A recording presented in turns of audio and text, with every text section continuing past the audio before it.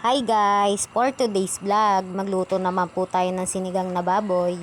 Naglagay na nga rin po pala ako sa kaldero ng tubig dyan at nilagay ko na rin po yung kamatis at sibuyas at sinunod ko na rin po palang ilagay dyan yung baboy. At ayan, pakukuloyin at palalambutin lang po natin yan. Nung kumulo na nga rin po pala, tinanggal ko na nga rin po pala dyan yung mga impurities kasi mga dumi po yun. Naghihiwa na nga rin po pala ako dyan ng gabi. Pinakuha ko nga lang din po pala yan sa asawa ko. At hindi na po ako bumili kasi mahal din po ang kilo niyan dito. Ilang peraso nga lang din po pala yan pero ayos lang po yan para po lumapot lang po.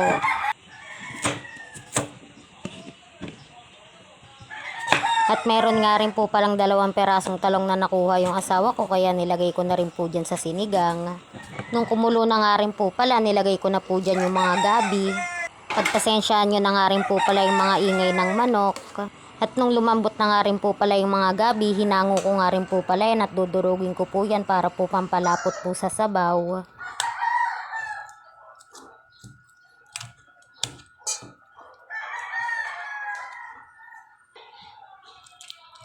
Nung nadurog ko nga rin po pala, binalik ko na po ulit yan sa sabaw para po lumapot na.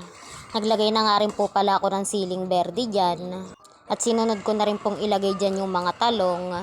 Maglalagay na nga rin po pala ako ng pampalasa. Naglagay lang po ako ng asin, ng sinigang mix, magic sarap, tsaka po ng konting betchin.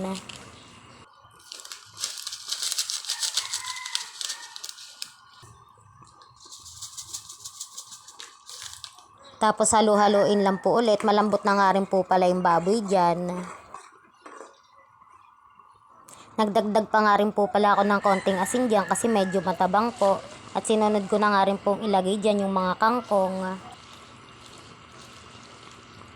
Saglit na kulo nga lang din po pala at maluluto na po yung sinigang natin.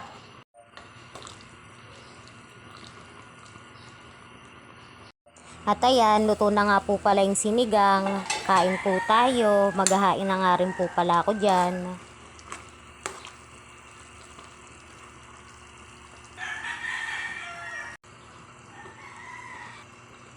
Kain po tayo. Nagpadurog nga rin po pala ako sa asawa ko ng sili para masarap. Please like, share, and subscribe po. Thank you po.